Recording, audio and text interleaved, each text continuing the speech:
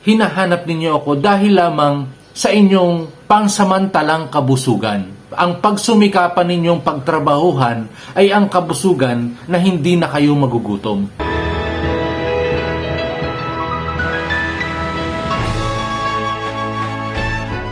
Napuna ng mga taong nakatayo sa kabilang ibayo ng lawa na walang bangka noon sa lugar na yon kundi isa lang at hindi sumakay si Jesus sa bangkang ito kasama ang kanyang mga alagad. Ngunit ang ilang malaking bangkang galing Tiberias ay dumating malapit sa lugar na kinainan nila ng tinapay sa pagpapasalamat ng Panginoon. Kaya nang mapuna ng mga tao na wala roon si Jesus at ang mga alagad niya, sumakay sila sa mga bangka at pumunta sa Capernaum para hanapin si Jesus. Nang matagpuan nila siya sa kabilang ibayo ng lawa, sinabi nila sa kanya, Guro, kailan ka pumarito? Oo nga. Nagsalita sa kanila si Jesus at sinabi, Talagang sinasabi ko sa inyo, hinahanap ninyo ako, hindi dahil sa nakita ninyo sa mga tanda, kundi dahil sa tinapay na kinain ninyo at kayo ay nangabusog. Magtrabaho kayo, hindi nga para sa pagkaing nasisira, kundi para sa pagkaing nananatili at nagbubunga ng buhay na walang hanggan. Ito ang ibibigay ng anak ng tao sa inyo. Siya nga ang tinatakan ng Diyos Ama. Ano ang matatrabaho namin para maisagawa ang mga pinagagawa ng Diyos? Ito ang ipinagagawa ng Diyos. Maniwala kayo sa sinugo niya.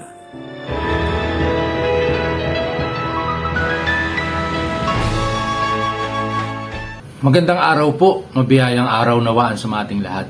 Paghanga o pagsampalataya. Dalawang klase ang mga naghahanap kay Kristo. Pansinin po natin yung mga tao nung hindi na nila nakita si Kristo dito sa may lawa ng Tiberias.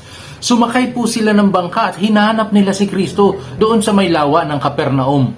Natagpuan nila sa Jesus at ang kanyang mga alagad. Sinabi ni Jesus sa kanila, hinahanap ninyo ako hindi dahil sa sumasampalataya kayo. Hinahanap ninyo ako dahil sa nabusog kayo. Katatapos lamang po kasi ng pagpapakain noon ni Jesus doon sa mahigit 5,000. At humahanga itong mga taong ito. At sa kanilang paghanga para bang sinasabi nilang wow. At gusto nilang si Jesus ang mamuno sa kanila.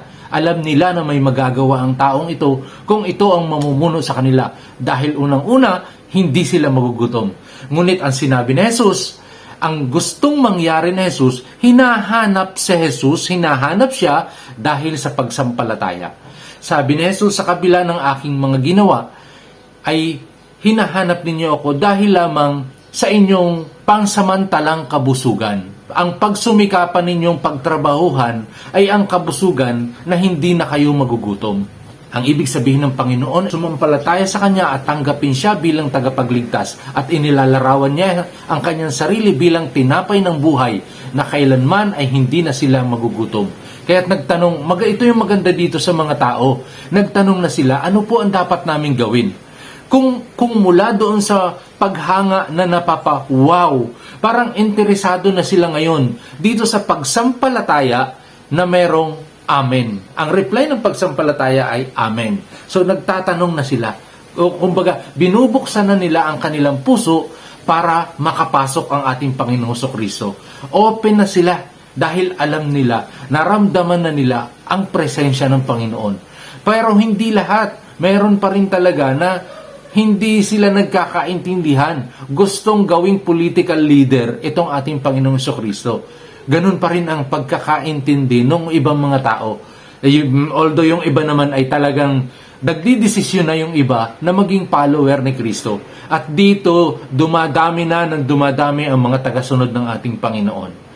So, sa ngayon, panahon po ng eleksyon. At ang hamon sa atin, ano ba ang leader na ating pipiliin? Itong kakilala natin na makakapagpuno ng kumakalam na tiyan, pansamantala. O itong tunay na leader na handang ipagtanggol ang bayan. Mga kapatid, alam natin, kilala natin ang mga kandidato.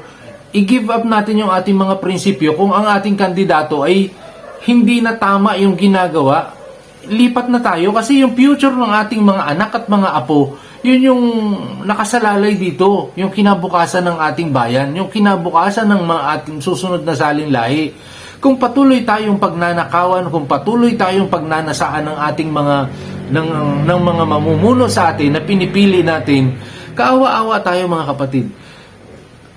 Unawain natin yung kandidatong pupuno sa kumakalam kong tiyan dahil kakilala ko siya, dahil may magagawa siya sa akin, o yung mas kailangan ng bayan, yung kailangan kong personal, o yung mas kailangan ng bayan.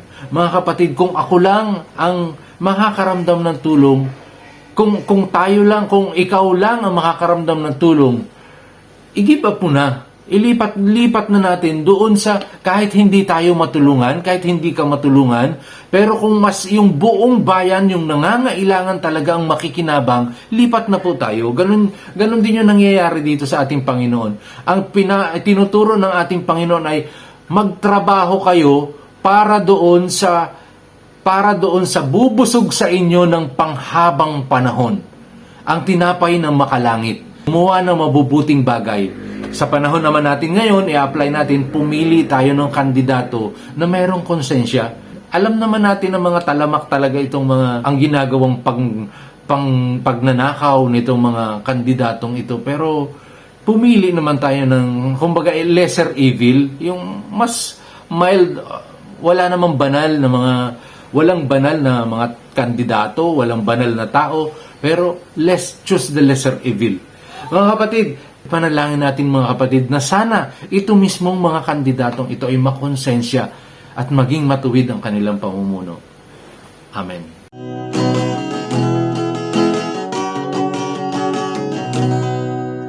Matagal na rin itong panahon, walang sagot sa aking mga tanong. Isip ko'y lidot gulong-gulong, di malaman kung paano.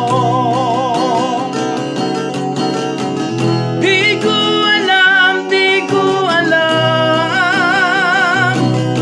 na sa akin mayroong isang nagmamahal. Tunay ngang di ko alam, si Jesus malay pag-asa ng buhay. Salamat na may Yesu Kristo, pag-ibig niya'y laban ng tutong, kadugunan sa mga anak ko. Siya ang mag-asa ng buhay ko. Di ko alam na sa akin mayroong isang nagmamahal. Tunay ngang di ko alam, si Jesus balay pag-asa ng buhay. Ako ay may mga kaibigan, ligayang hanap sa kanila'y kulang. Kasi yan ko ay mabaybabaw, puso'y lungkot ng sinisigaw. Kaya ngayon ako'y nagagalak, dahil sa akin mayroong nagmamahal. Tunay ngang di ko alam, si Jesus malay pag-asa ng buhay. Di ko alam na sa akin mayroong isang nagmamahal.